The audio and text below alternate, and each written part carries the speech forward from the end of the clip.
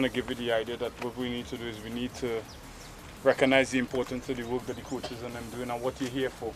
The first thing that you're here for is to enjoy everything.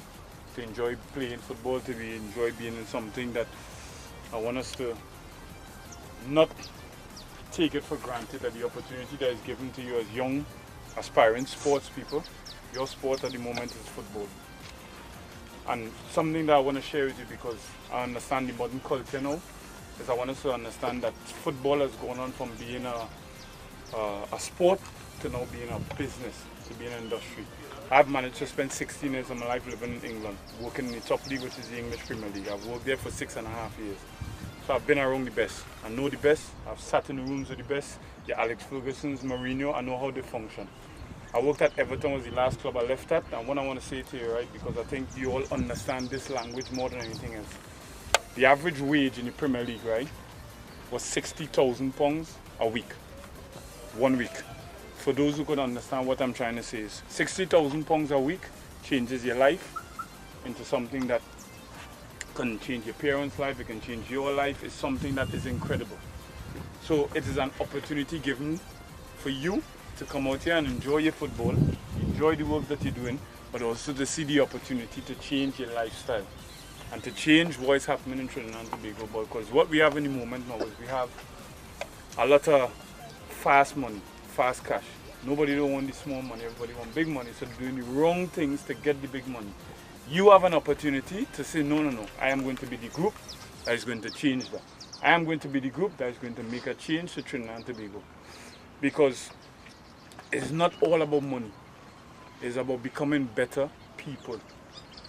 And I need to help my friend next to me. The way I can do that is by coming here, being early. Being early and being disciplined. Respect for each other. So I must respect the guy that is next to me. Because if I don't have respect for him, then I can't have respect for myself. So we need to respect each other and we need to conduct ourselves in the right way. I see we have a couple of young ladies here. Absolutely fantastic. The more we can integrate and unite as one and enjoy things together, I think it will help. It's not easy at this moment in time because why? There's a lot of financial constraints with the parents. So I understand that everything that we want, we wouldn't get. But that doesn't mean it should stop us from doing what we want to do. Because in my days when I used to play, it was barefooted. I used to play a lot of barefooted football in the streets. Because why? I was born and grew in Coconut Drive, Morvan. I'm from Trinidad and Tobago. That's my heritage. So I know about all the hardships. I understand about not being able to have a pair of boots. I used to wear studs. Hard surface, dry surface, wet surface. Because why? It was the only pair of boots I had. So whatever the conditions was, that was the pair of boots I was going to use. So don't make that an excuse why you should not succeed. Because why? I came up from Trinidad and Tobago just like yourselves. I came up from what they call the ghetto. I came up from Mova. If anybody can say to me now, what is Mova known for? Who will be the first to say? You understand? That's what people say. But I say different. Because I am from Mova. I didn't shoot anybody. I made it to England. The top level. The top level. That's where I was. I was sitting in the same room with your Alex Ferguson, Mourinho. I was there. And I came up from Mova. So Mova cannot just be about shooting. But that's the concept that we try and sell to everyone, that Mova is a bad place. It's not a bad place. I can tell you now, if you look back at the history of the World Cup team, most of the players that played in the team came from Malik Senior Comprehensive. That was the school I went to. So they say Mova is shooting. They say Malik is gangster. But no, they're wrong, because we have good things coming up, but they don't highlight these things.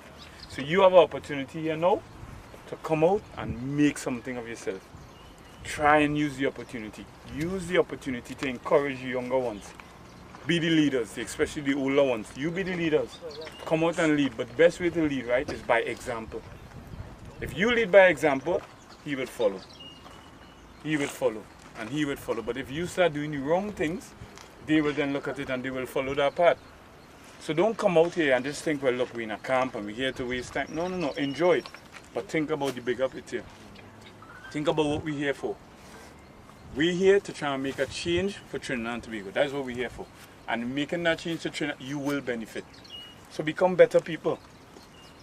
So I don't want to take up too much of your time because, as I said, when I was young, the only thing I wanted to do is run about and play football. I didn't want to listen to somebody talking too much because it gets boring after a period of time. And I don't want to be the guy standing here and doing that. I want to see you enjoying your football. I never liked alcohol. so alcohol was not a problem for me, right? But the sacrifices you have to understand that you need to make is, if you have a game tomorrow, now this is a twofold thing, right? And I'll tell you why it's a twofold thing. When I was young, when I was 14, 12, 13, 15, that age, when I was around there, right? I used to run away on a Sunday. Now, I'm not encouraging you to run away and leave your house. That is not a good idea, right? But I used to do it when I was young. On a Sunday morning, I used to jump out the window, go out.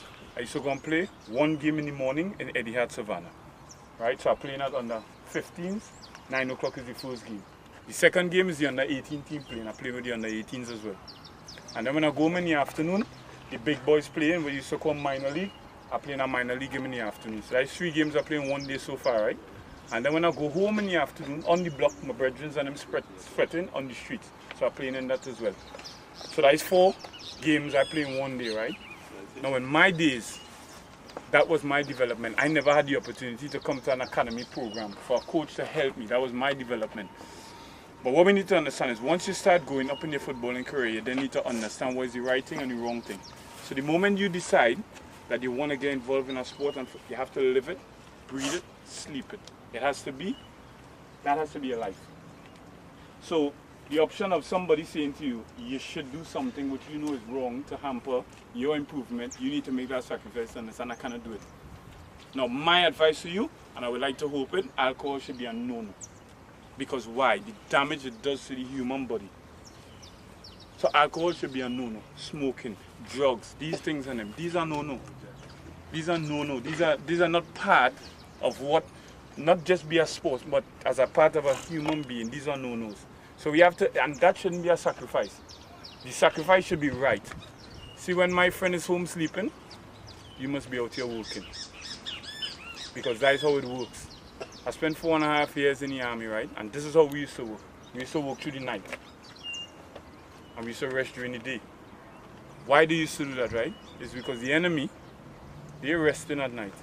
We working at night. So we get an advantage of them. So when your friend resting, I used to go to the Savannah, and my best friend, I don't want to say he was a goalkeeper, but he would go in the goal for me, right? And I used to be in the Savannah, 1 o'clock midday hot sun, right? And me and him, one ball. And I shooting shots at him whole day. He throwing out the ball, and that was my development. But that's because I had a love for football. I could play basketball, I could play cricket. Because in my days it was cricket season, basketball season, football season. But for me, it was sports. So whatever the sport was, I would play. And that was my sacrifice. My sacrifice was I wanted... I'll tell you one thing I want to just leave you with, right? In my time coming up, when I was 12, 13, I was small. I was small, thin. Very small, thin. Right? And when I got to secondary school level, I was told, you can't play because you would not make it. That's what I was told. You can't play because you would not make it, you're too small. And the one thing I did, right? You see the word can't? I turned that can't into I will show you, I will. So that can't word gave me the desire to show everyone that I will. And somebody showed me something this morning. It was very strange, right? They showed me a photo from the Malik Senior Comprehensive Football Team, 1990. First year we ever won anything. And there was a picture there, and my picture was there. Smooth, I looked handsome, I was nice then, right? Now, this football, when you pick up this role, is a different thing. But anyway, and I looked at the photo, right? And when I looked at the photo, every player on the team on that photo played the intercol. They played games. I played 15 minutes in 1990 in the intercol. That was my contribution, 15 minutes, right? But then when I look back at the photo, the only player in the photo that made it to play in the World Cup, it was me. So you know what that said to me? Even then, the word "you would not" still didn't mean anything to me. And I was determined to show everyone that I will. So don't worry about this, you can't, because you can't. But it's all about you and what you want to make of yourself. And this is the opportunity, this is where it starts. My name is Smith. I'm a member of Dunstan Soccer Academy. For the past 10 years, I came in at age 10.